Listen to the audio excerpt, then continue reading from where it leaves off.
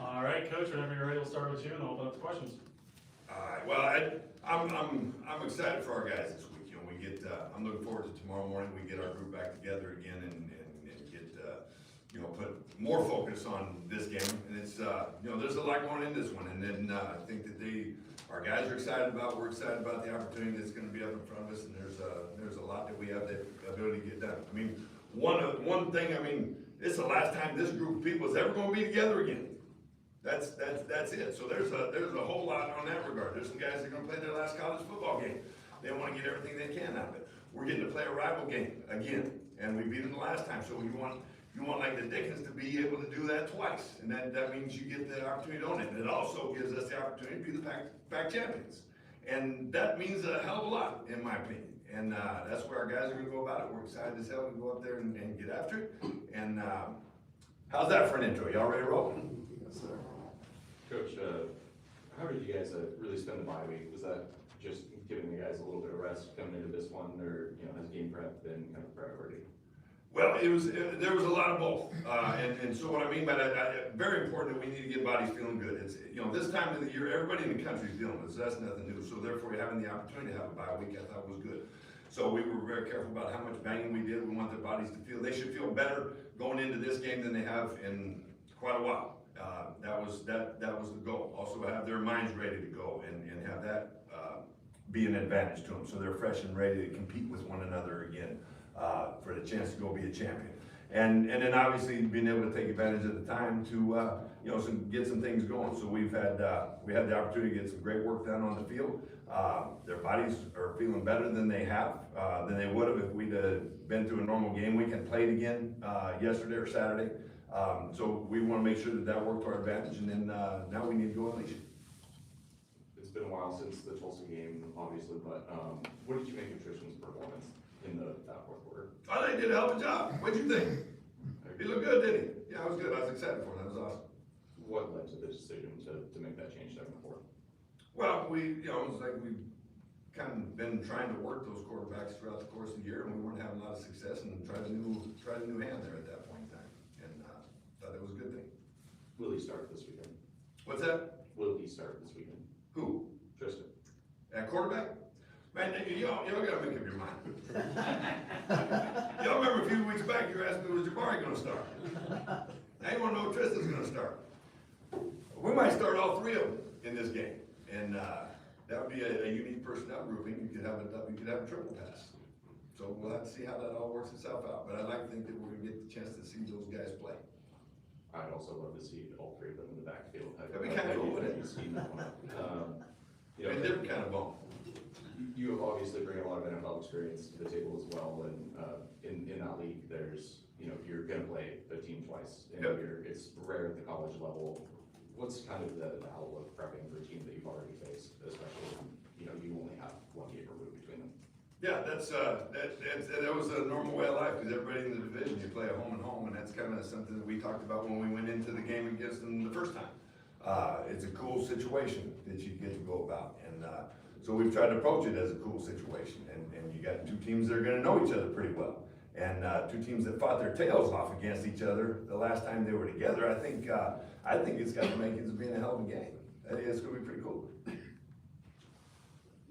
You came here with hopes and expectations of a different sort of experience, to fill a different sort of role. Things have changed. What are you going to take away and remember from this year, the way that it unfolded here at Oregon State? Well, you're right. There was a completely different picture we rolled in here in February. But life deals you adversity, and you deal with it. But what I will take from this is these players, and we've built some cool relationships with them, and those are going to last. Those are going to last forever. And the way these guys have fought to get themselves through some adverse situations, with the world against them, is what it felt like at a lot of times. And so that's the biggest thing that I'm going to take from this by a long shot, will be the relationships with these players and the way they fought to get themselves to the point. Following up on Tristan, obviously, you aren't going to publicly commit to starting him on Saturday, but speaking to the opportunity for him this week after how he played on that last game, did that essentially earn him the opportunity to compete for the starting job this week? Well, every one of those guys, I would hope would feel like that. You know, you didn't ask me when that young defensive tackle got a sack in the last Washington State game. That was his first sack of his career. Did that earn him the opportunity to be the starter? It gave him the opportunity to be able to fight his tail off, continue to play, and that would hold true. I hope that holds true for every position on our football team. Sure, fans are looking for, you know, these little glimmers of interest and I guess hope during these types of seasons, but that's I guess the reason why we asked. I completely understand. I was surprised. I've been disappointed, you know, if you didn't ask those questions. But we're excited to get to this game. It's going to be fun, and I think everybody tune in or bring their tails up to Pullman and come see us play. And obviously, There'll be some seats available, I think.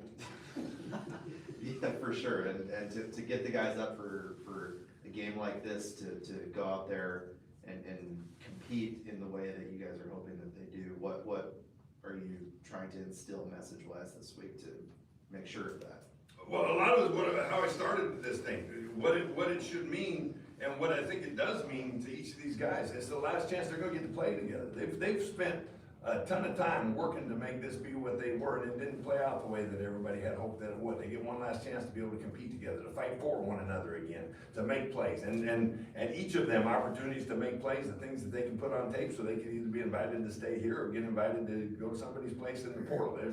There's a lot to play for there, but I would hope that the love of the game and the brotherhood that they have amongst each other, that alone should be a hell of a lot. And like I said, this group will never ever be again together. That's an unbelievable deal if you think about it. So I think that we should be pretty juiced up about going and making this happen. And then, you know, when you have an opportunity to beat somebody twice in college football, it's not normal. In the NFL, it's something that you always do. But the fact that it can provide you the championship and they have to deal with that for the rest of their lives and moving into the new Pac-12 together, that means a hell of a lot. It's supposed to mean a hell of a lot in the football world, if that makes sense. And in their worlds, our worlds, I think it's going to be cool. They're going to hear it from me every day anyways, I'm going to tell you that. Pardon my voice. On the playing someone twice, do you go back to the first film and say, do that? Or do you make any changes? What do you do strategically facing a team a second time? Well, when obviously you see where maybe you were vulnerable to some things and where you did some things that were good and where they're going to maybe feel that they were vulnerable to some things. And I think you got to attack it in that fashion. Just staying on that topic, what were some things that you remember about the first time around playing Washington State that you felt like your team executed in order to get the win?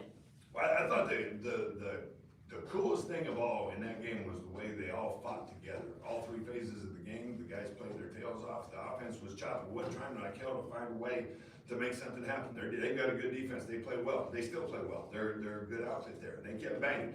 And the defense went out there and, hey, we'll get the ball back for you. And the special teams was taking care of the field position. Those things all went together and made the play to get the ball back and then made the big catch on the sideline and the big run, and then we hit the go-ahead score and then maintained that lead. And then when we had it and got it stopped at the end, being able to, you know, the offense close it out. It was the team taking care of the team. I thought that was cool. And then, you know, it's been fun. You watch the film, you watch the tape of it going back again, and I thought the way that our guys played, there was a physicality, there was a way that they went about doing things that I would like to think they'd be excited to draw upon that again. That's what stood out to me from the first game.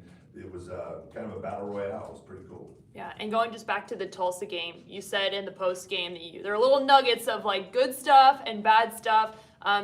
You know, this season, this team has really struggled, especially on the road. Looking back at some of those nuggets that you feel like you could do a little bit better, I know you related it back to execution. What makes it difficult for this team to execute on the road in a tough road environment? Well, you have to play well, and it can't matter where it is you're playing, whether we're on that field over there or this field in here, or if we're in the indoor, or if we're in Martin Stadium, or if we're in Tulsa, Oklahoma, or wherever we are. The game has to be the game. Those fields are all the same size, and that's the way it has to be gone about it. And if you do things right with your eyes, and you play full speed and physical, things are generally going to work to your advantage. And you know, and I said it then, I don't know that the location had anything to do with it, as just regards to being able to finish our jobs the way we need to finish our jobs, and that's kind of been something we've been working at with this team all year long. Before the Tulsa game, we had a chance to talk with Coach Kreiner for a little bit about his time with you in the past and how much he's enjoyed being here with you again. I folded good. Yeah, bottom lunch or something, I don't know. But as you've gone through this experience and you've gotten to do this again, the coaching itch, did this scratch that itch for you, or did this make the itch worse? And you'd like to keep this going in some capacity somewhere else in the future? I guess what I ask is, what's next for Robb Akey? What are you hoping is next for you guys? Well, so I guess you're talking about being a head coach again, right? And Or that was something that, you know, it was, I've loved every job that I've ever had. And I liked being the head coach. And then I liked being the defense coordinator. And I liked being a position coach again when, you know, when that came about. And everything that I've had the opportunity to do, I've loved every minute of it. Ever since the day that I was no longer the head coach, I've wanted to be a head coach again, because I think you learn a lot of things that there's a lot that went into that, but I think that, yeah, that's something I would like to do again. I'd like to go be a defense coordinator again. I got too much energy. I can't sit around and not do anything. So I guess I'm going into the coaching portal, and so I'm hoping that you know, I'm looking forward to what that next opportunity is going to be. And you know, this is a cool place, but you know, all you can do is all that you can, I guess, is what I'm saying to you there. And but there will be you're gonna be stuck with watching me coach guys for a lot of years from here on out, because I'm still just a kid, and that's the way it's gonna be. But you know, the best part about it is the time we get to spend with these guys, and the difference you get to make in their lives, and I hope that we have. You know, this situation is nothing like being a head coach. This was a matter of, hey, we gotta help these guys, our players, you know, get through an adverse situation and help them build themselves up for the future. It's different than if you built a program and this is your program, or you're building your program and you're going about it. That's a night and day difference. There's nothing like it. And I think if you talk to any guy that's been thrown in the interim role across the country, they'll tell you the same thing. It's just a tough scenario, but it is what it is. And the bottom line is, anything could happen to you tomorrow in life that you're gonna have to deal with. And if we've helped our players be able to be better men, whether it's next year or 10 years down the road or 20 years down the road, that they might do something different, then that would be a hell of a win. And you know, so I don't know, I don't wanna start battling on you, but yeah, I'm looking forward to what that next opportunity is gonna be. And I just assume we didn't have to wait too terrible long. I don't like uncertainty. Just going back again to that first game against Washington State, from what I remember, it was more of a defensive battle game. Just preparing this time around, knowing that your offense will be a big part in the success in this game again, and being able to move the chains. Is it harder knowing that you got three quarterbacks that all have playing time and that could all see the field on Saturday, to try and get that connection with the offense? And maybe with the bye week, has that helped the offense come along a little bit faster, maybe recover a little bit more to see that success on Saturday? Yes. I do think so, yes. I think the time for guys to be able to get feeling better again and be able to get some work done that we were able to do over the course of last week, this weekend, and going into this game week, I think has been very big. I think the fact that we've got three quarterbacks that are talented guys that each have different situations, that could put some stress pretty good on who we're playing against. They gotta, you know, be able to plan for some of those things. And it is a good defense that we're playing. It's a good football team that we're playing. They've had some great battles throughout the course of the year. And I look at the way our guys played, and I would think our guys would be excited as hell to go and make this happen again. And so you look in each phase of the game, where are things that, you know, maybe they were vulnerable to things that we've got the ability to attack them with. And then obviously, where did we show vulnerability that we have to make sure is shored up. So it'll be, you know, I'm sure the beginning of this game is going to be a prove-it period for both teams. And then it's going to be, let's get a spark, let them get some gasoline put on that fire. You've heard me say that a lot before, but I'm going to say it again. I think that's what it all leads to be. And that might help it be a little bit warmer in Pullman too, if we get a big old bonfire built. Has the criteria for the coach, all the things to be successful, changed from 5, 6, 7 years ago, before the NIL portal stuff, to what it is now? In other words, to be successful, is it old stuff, or do you gotta be someone new, thinking new things, to succeed with portal and NIL? The game has got new wrinkles to it, and so, but I think as a coach, that's part of the thing that intrigues you a little bit too, and having the ability to go attack it.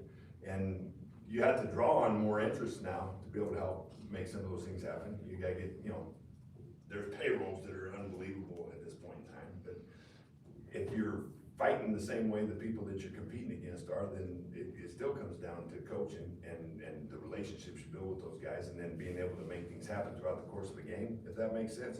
And, there's part of it, I listen to people, it always amazes me, 'cause I listen to guys, all the time talk, well, this day and age, well, this generation is different, and blah, blah, blah, blah, blah. Well, they said that about us when we were players too. We were different, and I disagree with that. I think kids are still kids. They want to be coached, and if you are a coach, then you coach them that way. Now, our game has changed in that